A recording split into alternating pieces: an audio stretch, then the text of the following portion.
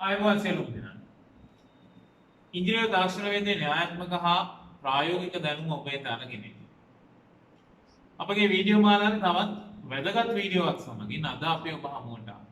අද විශේෂයෙන් අපි කතා කරන්න බලාපොරොත්තු වෙනවා ප්‍රායෝගික වශයෙන් සහ න්‍යායාත්මක වශයෙන් වැදගත්ම වෙන ඉලෙක්ට්‍රොනික උපාංගයක්. ඉලෙක්ට්‍රොනික ශාස්ත්‍රයේ ප්‍රධානම හැරවුම් ලක්ෂයක් වන උපාංගයක් ගැන කතා කරනවා. ඔයගොල්ලෝ ඔබ දන්නවා මොකක්ද උපාංගය කියලා? ट्रांसिस्टर संबंधी මේ වෙනකන් අපිත් එක්ක එකතු වෙලා ඉඳන් ඔබ දන්නවා ट्रांसिस्टर ආශ්‍රිත සියලුම ගණනය කිරීම අදාළ සියලුම ගණනය කිරීම සියල්ලම අපි ඔබත් එක්ක කතා කරලා තියෙනවා. අද අපි කතා කරන්න බලාපොරොත්තු වෙනවා ප්‍රධාන වශයෙන් මේ ट्रांसिस्टर එක අග්‍ර හඳුනා ගැනීම සම්බන්ධ. මල්ටිමීටර භාවිතයෙන් ट्रांसिस्टर අග්‍ර හඳුනා ගැනීම ඊයටදී ප්‍රධාන වශයෙන් ප්‍රතිසම මල්ටිමීටරයක් ඇනලොග් මල්ටිමීටරයක් භාවිතයෙන් කොහොමද ट्रांसिस्टर එක අග්‍ර හඳුනාගන්නේ? සංඛ්‍යාංක මල්ටිමීටරයක් භාවිතයෙන් කොහොමද ट्रांसिस्टर එක අග්‍ර හඳුනාගන්නේ? ඒකෙන් මුලින්ම අපි කතා කරන්න යනවා මේ ප්‍රතිසම මල්ටිමීටරයක් ඇසුරින්. ආරම්භයේදී ඔබ දකින්න ඇති මේ විවිධ ट्रांसिस्टर වර්ග. එතකොට ඒ ඕනිම ट्रांसिस्टर එකක් අපිට දුන්නොත් data sheet එකක් බලන්නේ නැතුව මල්ටිමීටර ඇසුරින් අපිට කියන්න පුළුවන් වෙන්න ඕනි මේ ट्रांसिस्टर මොන වර්ගයේද? PNP වර්ගයේද? NPN වර්ගයේද? ඊට පස්සේ ट्रांसिस्टर එකේ තියෙන බේස් එක පාදමාග්‍රය මොකද්ද? කලෙක්ටර් එක ඒ කියන්නේ සංග්‍රාහක අග්‍රය මොකද්ද? විමෝචකය කියන්නේ එමීටර අග්‍රය මොකද්ද කියලා. ඉතින් අපි බලමු මල්ටිමීටර ආශ්‍රයෙන් කොහොමද මේ ट्रांसिस्टर වල අග්‍ර හඳුනාගන්නේ මේ ප්‍රතිසම මල්ටිමීටරයක් ඇනලොග් මල්ටිමීටරයක් භාවිතා කරලා කියලා.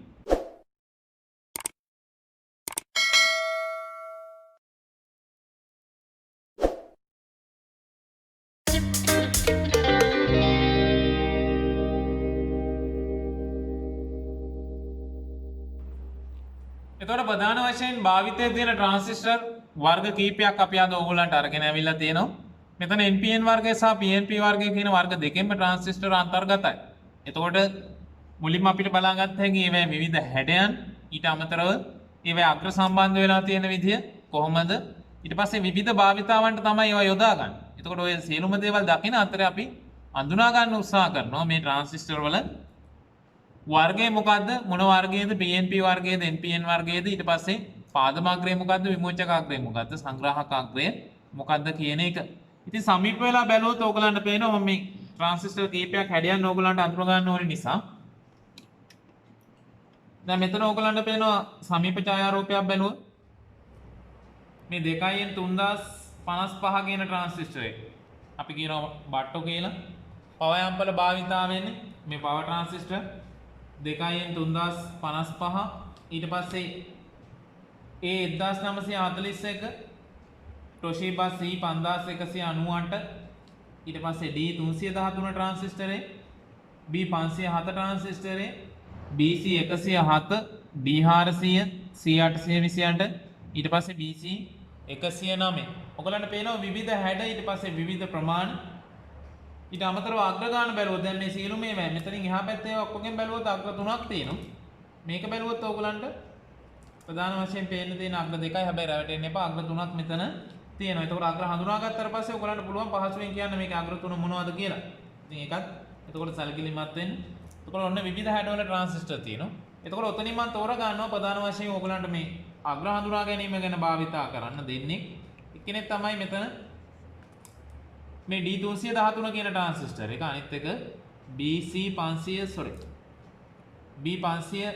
කියන ट्रांसिस्टर එක D313යි B507 කියන ट्रांसिस्टर දෙක තමයි ප්‍රධාන වශයෙන් අපි තෝරාගන්නේ.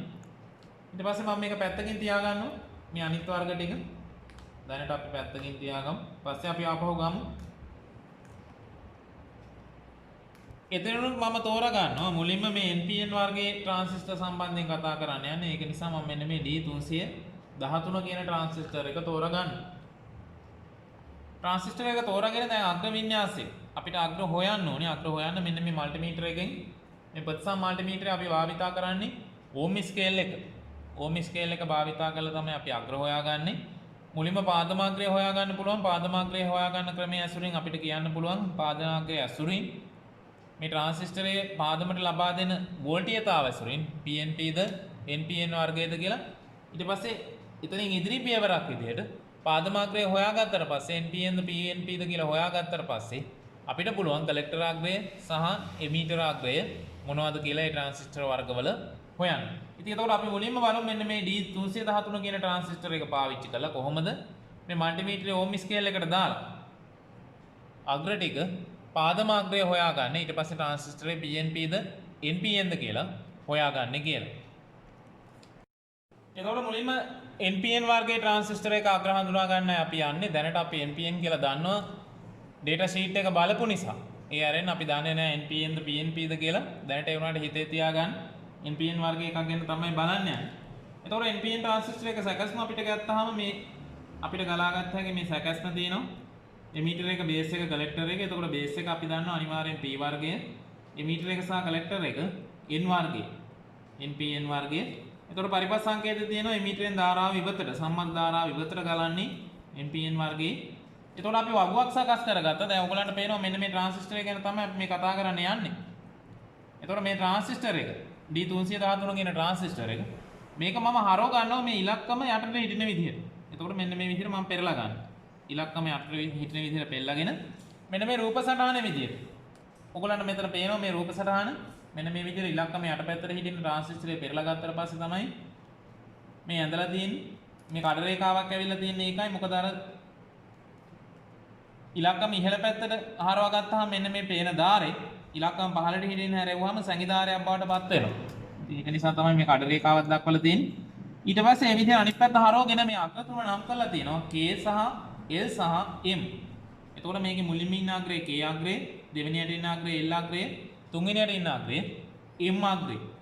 එතකොට ඔන්න K L M කියන අග්‍ර තුනට මේ මල්ටිමීටරේ සැපයුම ලබා දෙන්න ආකාරය අනුව ඒ තොරතුරු සටහන් කරගන්න වගුවක් සකස් කරලා තියෙනවා. ඔයගලන්ට පේනවා පළවෙනි තීරුව කියන්නේ අවස්ථාව.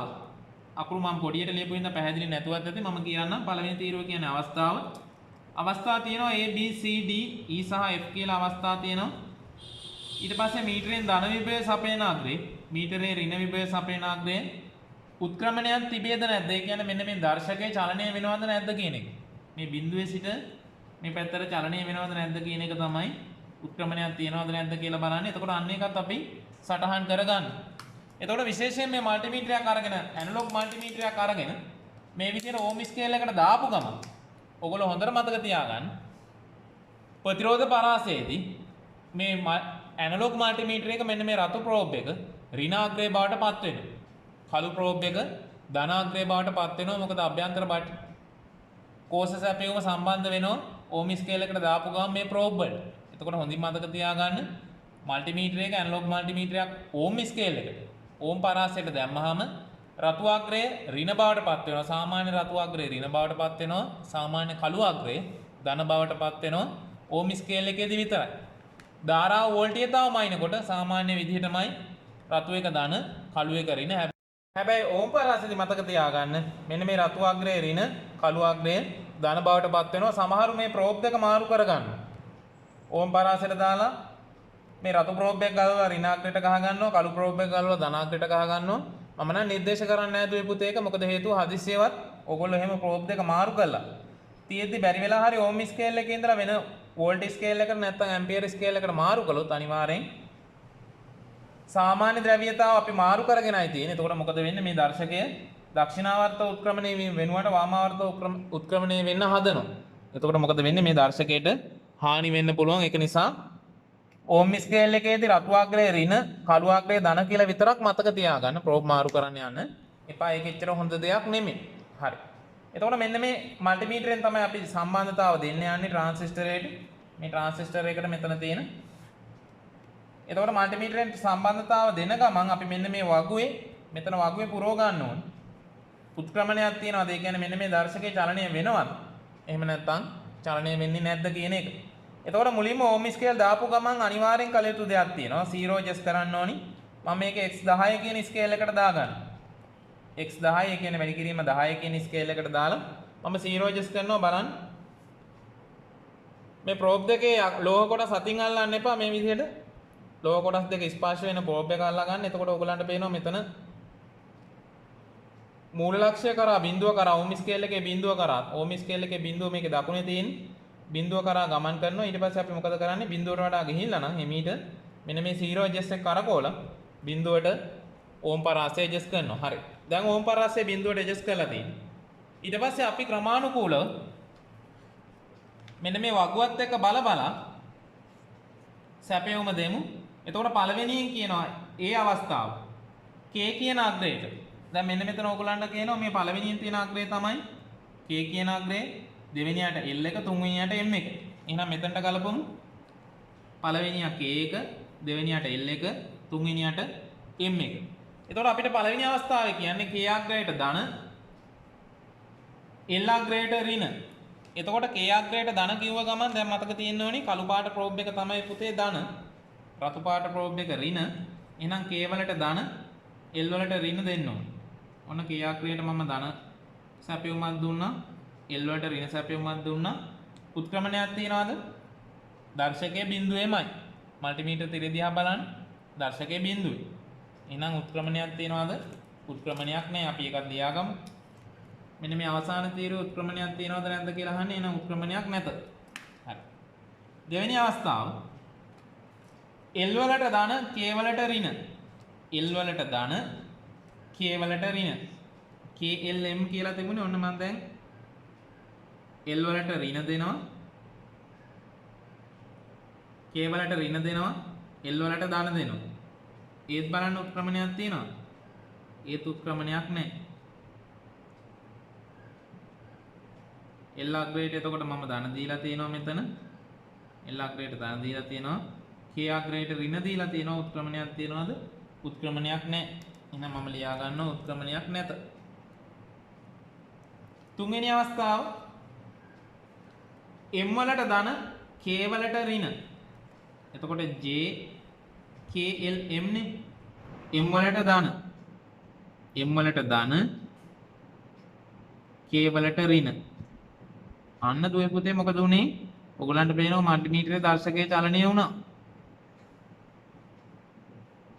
ආසන්න වශයෙන් අපිට ඕම් ස්කේල් එකේ ඕම් පරාසයෙන් අගය හදා ගන්නත් පුළුවන්. ඔයගලන්ට පේනවා 3ට ආසන්න වෙලා තියෙන්නේ. ඔය ඉහළම මෙන්න මේ ඉහළම රේන්ජ් එක තමයි අපි කියවන්නේ ඕම් ස්කේල් එක නිල් පාට රේන්ජ් එක. එතකොට බලන්නකො 3ට ආසන්නයි. එතකොට 3 වැඩි කිරීම 10 කියන්නේ ඕම් 30ක අගයක් පෙන්නනවා. එහෙනම් ඔන්න උත්ක්‍රමණයක් තියෙනවා. උත්ක්‍රමණයක් ඇත. M අග්‍රයට ධන.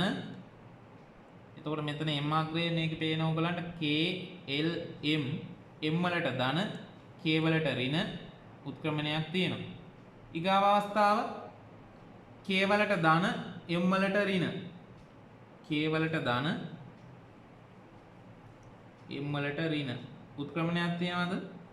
උත්ක්‍රමණයක් නැහැ. එහෙනම් මම ලියනවා මේ අවස්ථාවේ උත්ක්‍රමණයක් නැත. E කියන අවස්ථාව E එකේ අපිට කියනවා L වලට ධන, M වලට ඍණ. L වලට ධන, L වලට ධන. ඔන්න මම තියාගත්තා L වලට ධන. ඊට පස්සේ M වලට ඍණ. උත්ක්‍රමණයක් තියනවද? උත්ක්‍රමණයක් නැහැ. අවසාන අවස්ථාව M වලට ධන, L වලට ඍණ. M වලට ධන. මෙන්න මේ කොනේ තියෙන M වලට ධන, මැද්දේ තියෙන L වලට ඍණ. දැන් ඕගලන්ට පේනවා මොකද්ද වෙලා තියෙන්නේ? උත්ක්‍රමණයක් තියෙනවා. එහෙනම් අපි ලියා ගන්නවා උත්ක්‍රමණයක් ඇත.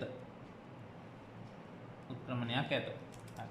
එතකොට උත්ක්‍රමණයක් තියෙන අවස්ථා දෙකයි තියෙන්නේ. ඔයගලන්ට පේනවා මෙන්න මෙතන එක අවස්ථාවක් තියෙනවා. මම මේ පෑන් එකේ රවුම් කරන්නම්. මෙන්න උත්ක්‍රමණයක් තියෙන එක අවස්ථාවක්. M වලට ධන, K වලට ඍණ. දෙවෙනි අවස්ථාව උත්ක්‍රමණයක් තියෙන. M වලට ධන, L වලට ඍණ. එතකොට මේකේ KLM කියලා මම මෙතනින්ම අදින්නම්. එතකොට ඔයගලන්ට තවත් පැහැදිලි වෙයි.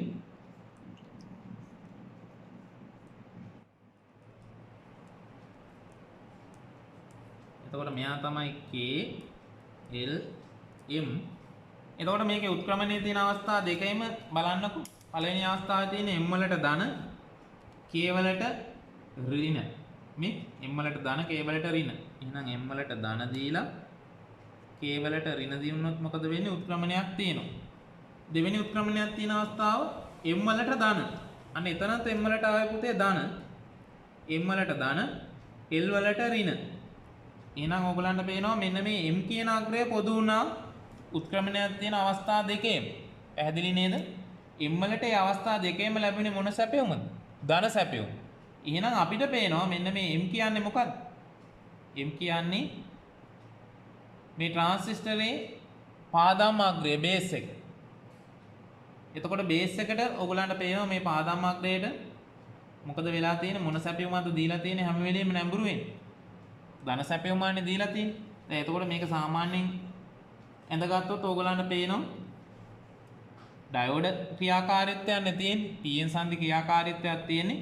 එතකොට m අග්‍රයයි k අග්‍රයයි සහ m අග්‍රයයි l අග්‍රයයි කියන්නේ ඇත්තටම නිකන් ඩයෝඩ් දෙකක් වගේ. එතකොට m අග්‍රයට හැම වෙලේම ධන, m අග්‍රය තමයි පොදු අග්‍රය බවට පත් වෙලා තියෙන්නේ.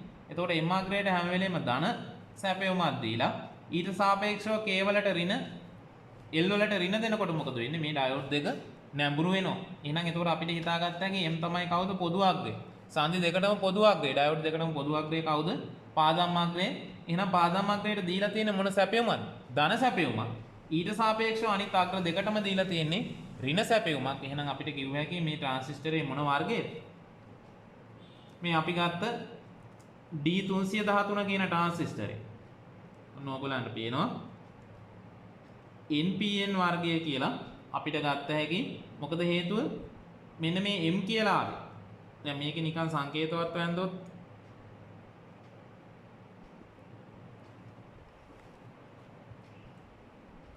මෙන්න මේ වගේ සැකස්මක් නේ තියෙන්නේ. මේක ඇත්තටම අර අපි විස්තර කරනකොට පහසුවට ගත්තාර මේක හැබෑ සැකස්මක් නෙමෙයි. අපි ට්‍රාන්සිස්ටර් ගැන කියනකොට කිව්වා. එතකොට මේ පැත්ත කලෙක්ටර් එමීටර්, මේ දෙකෙන් ඕන එකක් කලෙක්ටර් එමීටර් වෙන්න පුළුවන්. එතකොට බේස් අග්‍රයට තමයි හැම වෙලේම ඔයගලන්ට පේනවා. බේස් අග්‍රය තමයි මෙන්න මේ දෙපැත්තෙම ඩයෝඩ් වලට පොදු අග්‍රය බවට පත් උනේ. එහෙනම් මේ බේස් එකට ධන විභවයක් ලැබුණේ. එතකොට අනිවාර්යෙන් බේස් එක p වර්ගය. ඊට සාපේක්ෂව කලෙක්ටර් එමීටර් අග්‍ර මොකද වෙන්නේ? ඒගොල්ලන්ට ඍණ සැපයුමක් ලැබුණේ. ඒකින්ද ඒගොල්ලන්ගේ මේ දෙකම ඉන්නේ n වර්ගවල. එතකොට අපි දන්නේ නැහැ මේ පැත්තද කලෙක්ටරේ තාම මේ පැත්තද එමීටරේ කියලා. කොහොමද අපි දන්නවා? මොකද්ද m අග්‍රය කියන්නේ? පාදම කියන බව. එහෙනම් ඔන්න අපි අඳුනගත්තා මේ D313 කියන ට්‍රාන්සිස්ටරේ NPN වර්ගයේ ට්‍රාන්සිස්ටරයක්. ඒකේ බේස් එක කියන පින් එක කවුද? මෙන්න මේ කොනේ ඉන්න පින් එක. එතකොට හොඳට මතක තියාගන්න මේ ඉලක්කම යටටයි අපි හරවලා තියෙන්නේ. ඉලක්කම තියෙන පැත්තේ යටට හැරෙවුවාම මෙන්න මේ කොනේ ඉන්න දකුණු අත පැත්තේ ඉන්න පින් එක තමයි කවුද? පාදම් අග්‍රයේ. මේක NPN වර්ගයේ ට්‍රාන්සිස්ටරයක්. එතකොට අපි දැන් මේ ට්‍රාන්සිස්ටරේ පාදම අග්‍රය හොයාගත්තා. දැන් ඔයගලන්ට මේකේ පැහැදිලිව පේනවා බේස් එමීටර් සංදියට සහ බේස් කලෙක්ටර් සංදියට. මෙන්න මේ පාදම කියන එක. එතකොට මේ බේස් එමීටර් කියන එක ගත්තත් බේස් කලෙක්ටර් කියලා ගත්තත් අර වර්ගඵලය වෙනස්, මාත්‍රණ අනුපාතය වෙනස්, ඩයෝඩ් වගේ තමයි හරියට මේකේ තියෙන්නේ. එතකොට මේ දෙන්නටම දෙපැත්තටම පොදු අග්‍රය වෙලා තියෙන බේස් එක. එතකොට මෙතන මේ උත්ක්‍රමණය වෙච්ච තැනත් ඕගොල්ලන්ට පැහැදිලි m කියන අග්‍රය මේ අවස්ථා දෙකේ උත්ක්‍රමණයක් තියෙන අවස්ථා දෙකේම n කියන අග්‍රය භාවිතා වෙලා තියෙනවා. එහෙනම් m කියන අග්‍රය තමයි අපි අඳුනගත්තා මෙතන පාදම් අග්‍රය බේස් එක.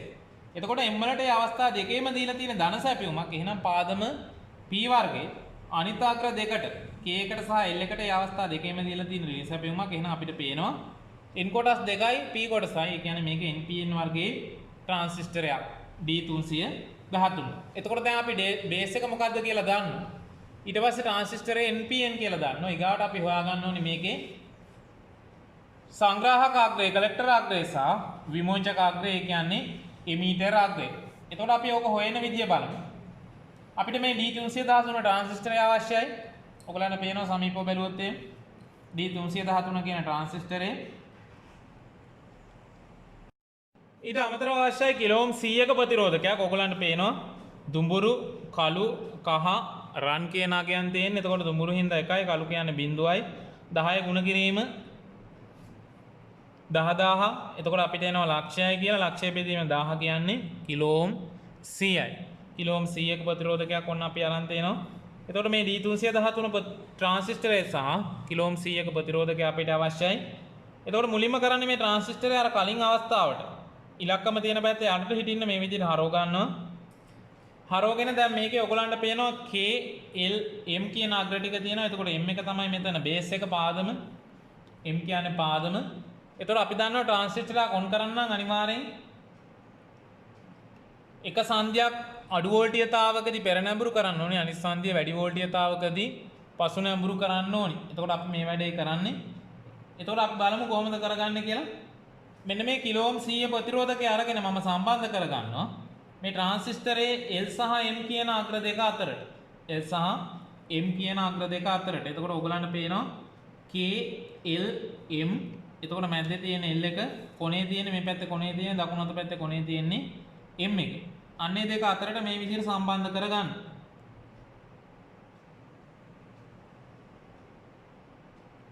දැන් අපිට ඕන නම් මේක ප්‍රොජෙක්ට් බෝඩ් එකකම කරලා බලන්න පුළුවන්. මම ප්‍රොජෙක්ට් බෝඩ් එකේම කරන්නම්. පහසුයි ප්‍රොජෙක්ට් බෝඩ් එකක් තියෙන හින්දා.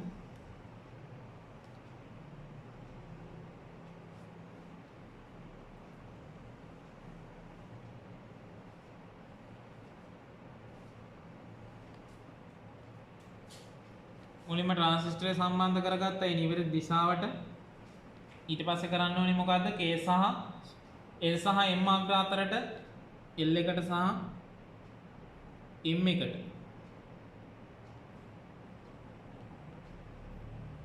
මේ විදිහට අර කිලෝ ඕම් 100 ප්‍රතිරෝධකය සම්බන්ධ කරගන්නවා.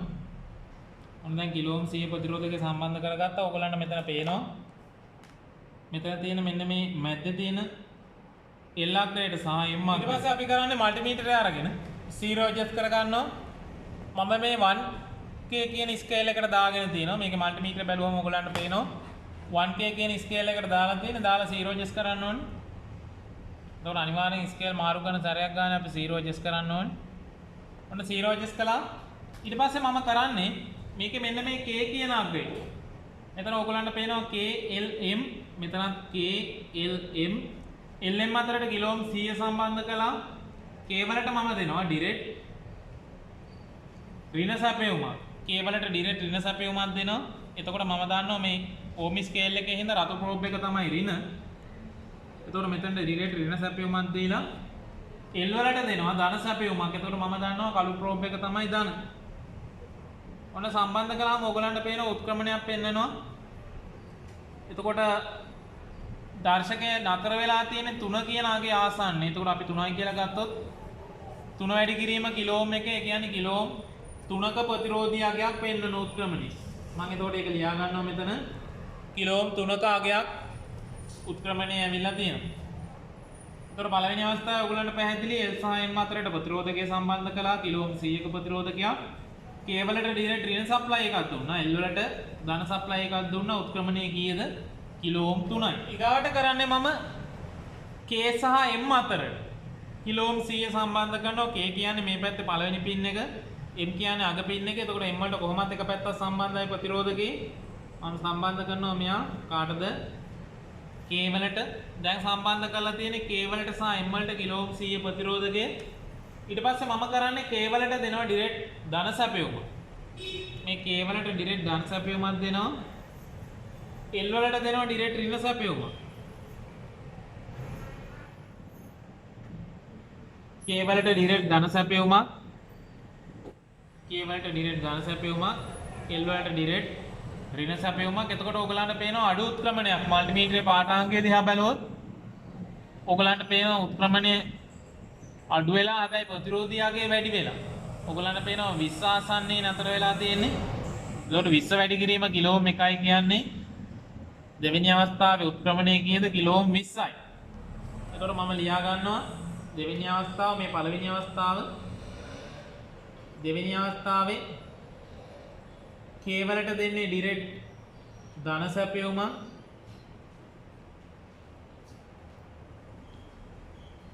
L වලට දෙන්නේ ඩිරෙක්ට් ඍණ සැපයුම. උත්ක්‍රමණය අපිට බලාගත්ත හැකි උත්ක්‍රමණය කිලෝ ඕම් 20ක්.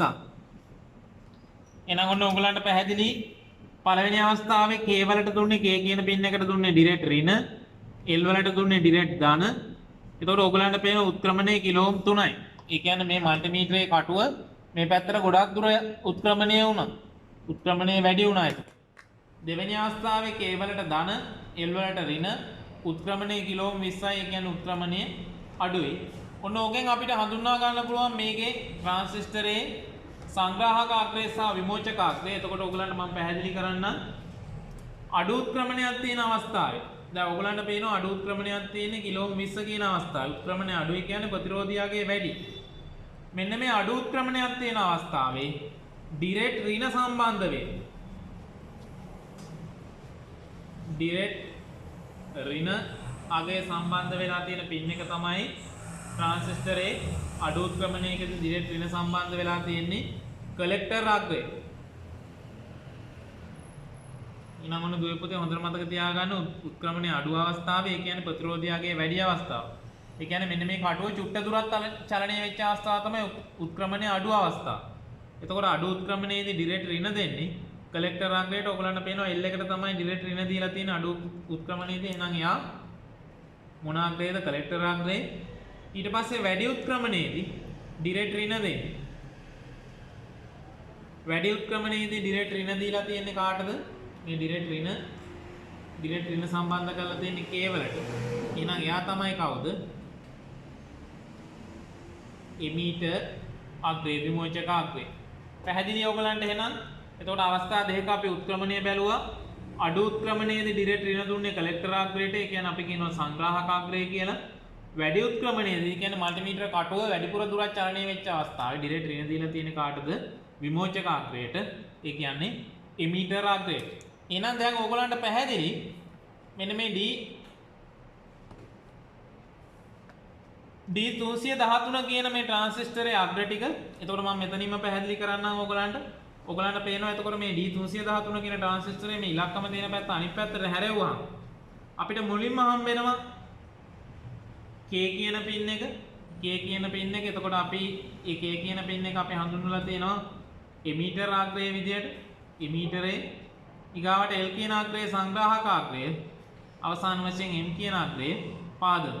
Emitter collector base. එතකොට ඔයගලන්ට පැහැදිලි මම මෙතන ඇඳලාම නියන්න. D313 මේ විදිහට යටපැත්තට හරව ගත්තාම කඩිරක් එන්න ඕනේ මෙතන. යටපැත්තට හරව ගත්තාම මේ පින් තුන තමයි ඉන්නේ කවුද? මේ පැත්තේ තියෙන්නේ එමීටර් එක. මැදේ තියෙනවා කවුද? කලෙක්ටර් එක. අවසාන පින් එක කවුද? පාදම අග්‍රය. එහෙම නැත්නම් බේස් එක. එතකොට තාත් ඔයගොල්ලන්ට විශේෂයක් මම මෙතනදිම කියන්නම්. මේකේ ඔයගොල්ලන්ට පේනවා මේ ට්‍රාන්සිස්ටරේ ලෝහ කොටසක් සම්බන්ධයි. දැන් මේ D400 වගේ ට්‍රාන්සිස්ටරයක් ගත්තොත් මෙතන D400 වගේ එකක් අරන් බැලුවොත් ඔයගොල්ලන්ට පේනවා මේ D400 ලෝහ කොටසක් නැහැ. මේකට ලෝහ කොටස් සම්බන්ධ වෙලා නැහැ. හැබැයි මේ D313 ට්‍රාන්සිස්ටරේ ඔයගොල්ලන්ට පේනවා ලෝහ කොටසක් සම්බන්ධයි. දැන් මම මේ වගේ තව ට්‍රාන්සිස්ටර් කීපයක් ගන්නම් මෙතන. දැන් මේ ට්‍රාන්සිස්ටරේ A1941 ලෝහ කොටසක් තියෙනවා. ඊගාට මේ ට්‍රාන්සිස්ටර් අපි ගත්තොත් මේකෙත් මොකද වෙලා තියෙන්නේ? ලෝහ කොටසක් තියෙනවා C5198. ඊට පස්සේ මෙන්න මේ පින් දෙකක් වගේ පේන ට්‍රාන්සිස්ටර් අර මම කිව්වා බට්ටෝ ට්‍රාන්සිස්ටර් පවර් ට්‍රාන්සිස්ටර් 2N 3055. මේකේ අග්‍ර දෙකයි පේන්නේ. මෙන්න මේ ටික සම්පූර්ණ ලෝහ කොටසක්. එතකොට ලෝහ කොටස තමයි මේකේ තුන්වෙනි පින් එක විදිහට වැඩ කරන්නේ. එතකොට ඔයගොල්ලෝ මතක තියාගන්න මෙන්න මේ ලෝහ කොටස් සම්බන්ධ ට්‍රාන්සිස්ටර් තියෙනවනේ. ඒගොල්ලන්ගේ සංග්‍රාහක අග්‍රය කලෙක්ටර් අග්‍රය සම්බන්ධයි හැම වෙලෙම කොහෙටද? ලෝහ කොටසට. අපි උදාහරණයක් බලමු මේ D313 නෙන්න. දැන් මම කිව්වා ඔයගොල්ලන්ට මේකේ මැද්දේ පින් එක තමයි කවුද? සංග්‍රාහක අග්‍රයේ කලෙක්ටර් එක. ඔන්න බලන්න ඕම් ස්කේල් එකට මම දාලා මේ ලෝහ කොටසට එක අග්‍රයක් තියාගෙන මේ මැද තියෙන පින් එකට මල්ටිමීටරේ තිබ්බ ගමන් ඔයගොල්ලන්ට පේනවා මොකද වෙලා තියෙන්නේ? මල්ටිමීටරේ උපරිම උත්ක්‍රමණයක් පෙන්වන. ඒ කියන්නේ ලෝහ කොටස සම්බන්ධයි කාටද? මෙන්න මේ මධ්‍ය අග්‍රයට කලෙක්ටර් අග්‍රයට. තව ට්‍රාන්සිස්ටරයක් අපි අරන් බලමු. අපිට කලෙක්ටරේ හොයාගන්න පුළුවන් එතනින් නිකම්ම බොහොම පහසුයි. මේ ලෝහ බඳක් තියෙන ට්‍රාන්සිස්ටර් වල. දැන් ලෝහ බඳට ඔන්න මම එක අග්‍රයක් තියාගෙන ඉන්නවා මල්ටිමීටරේ. අනිත් අග්‍රය මම මේ අග්‍ර වලින් එකට තියාගෙන යනවා. මේකෙත් ඔයගලන්ට පේනවා කවුද? මැද අග්‍රය තමයි කවුද? කලෙක්ටර් එක. ඔන්න ඒකිනුත් පැහැදිලි. තව ට්‍රාන්සිස්ටරයක් බලමු. ඒකෙත් මම ලෝහ බඳට තියාගත්තා මේ එක ප්‍රෝබ් එකක්. තියාගෙන අනිත් පින් වලට මම තියා යනවා. බලන්න. මේකෙත් මැද්දේ පින් එක තමයි කවුද? කලෙක්ටර් එක. ඊට පස්සේ මේ පවර් ට්‍රාන්සිස්ටරේ බලන්න. මේ පවර් ට්‍රාන්සිස්ටරේ අපිට අග්‍ර දෙකයි තියෙන්නේ. එතකොට මේ අග්‍ර දෙක තමයි එකක් බේස් එක අනිත් එක එමීටර් එක. මෙන්න මේ වටේ තියෙන අග්‍රය තමයි කවුද? මෙන්න මේ අග්‍රය තමයි මේ චැසිය වගේ කොටස තමයි කවුද? කලෙක්ටර් අග්‍රය. එන ඔයගලන්ට උන හොඳට පැහැදිලි මේ ලෝහ කොටස් තියෙන ට්‍රාන්සිස්ටර් වල ලෝහ කොටස සම්බන්ධයි කාටද? කලෙක්ටර් පින් එකට. ඒ කියන්නේ සංග්‍රාහක අග්‍රයට සම්බන්ධයි. එහෙනම් ඔන්න ඒකත් මම කිව්වා. විශේෂයෙන් එතකොට මේ වගේ ට්‍රාන්සිස්ටර් වලට හීට් සිංක් එකක් හයි කරනකොට හොඳට සැලකිලිමත් වෙන්න. මොකද හේතුව කලෙක්ටර් එක තමයි මේ ලෝහ කොටසේ තියෙන්නේ. ඒකින්ද මෙතනට අපි දාන්න ඕනි මයිකා ප්ලේට් දාන්න. නැත්තම් වෙන්නේ සැපියුමේ දාන ඍණාග්‍රයත් එක්ක මේ කලෙක්ටරේ තියෙන සප්ලයි අග්‍රය ෂෝට් වෙනවා. ඒක නිසා මෙතනට මයිකා ප්ලේට් එකක් දාලා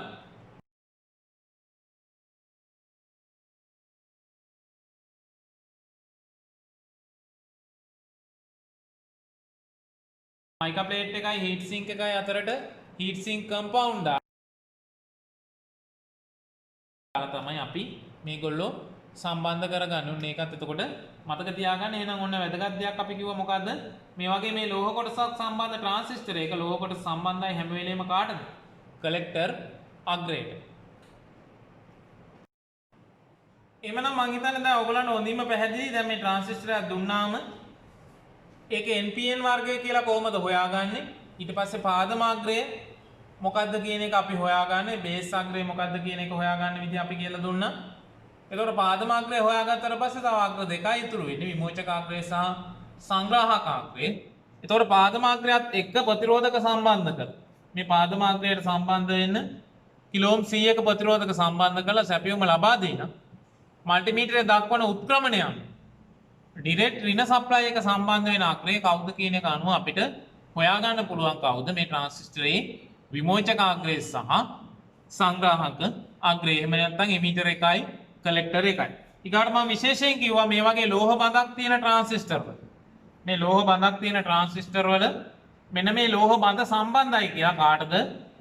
කලෙක්ටර් අග්‍රයට සංග්‍රාහක අග්‍රයට. එහෙනම් ඔන්න ඒකත් විශේෂයෙන් දුව පුතේ මතක තියාගන්න. ලෝහ බඳක් තියෙන මේ ට්‍රාන්සිස්ටර් වල ලෝහ බඳ ඩිරෙක්ට් සම්බන්ධයි කාටද? කලෙක්ටර් අග්‍රයට. එhmenan ඔයගොල්ලන්ට දැන් හොඳ වැටහීමක් ඇති. ට්‍රාන්සිස්ටර් කීපයක් දුන්නොත් ඒ අතරින් NPN වර්ගයේ ට්‍රාන්සිස්ටරේ තෝරගන්න, ඒකේ පාදම හොයාගන්න, විමෝචක අග්‍රය සහ සංග්‍රාහක අග්‍රය හොයාගන්න කවුරු භාවිතයෙන්ද දුවේ පුතේ? ප්‍රතිසම මල්ටිමීටර් එකක්. එහෙම නැත්නම් ඔයගොල්ලෝ දන්න වචනෙන් කිව්වොත් මෙන්න මේ ඇනලොග් මල්ටිමීටර් එකක් භාවිතා කරලා. ඉතින් අපි ඉදිරි වීඩියෝ එකකදී බලාපොරොත්තු වෙනවා මේ ඇනලොග් මල්ටිමීටර් එකක් භාවිතා කරලා ට්‍රාන්සිස්ටර් ගොඩක තියෙන PNP වර්ගයේ ට්‍රාන්සිස්ටරයක් හොයාගන්න. PNP කියලා හොයාගත්තට පස්සේ ඒකේ පාදමාග්‍රය හොයන්න, සංග්‍රාහක අග්‍රය හොයන්න සහ විමෝචක අග්‍රය හොයන්නේ කොහොමද කියලා දෙන්න. ඉතින් මේ වැදගත් වීඩියෝ එකෙන් හමු වෙන බලාපොරොත්තු වෙමින් අදට අපි ඔබෙන් සමුගෙන යනවා.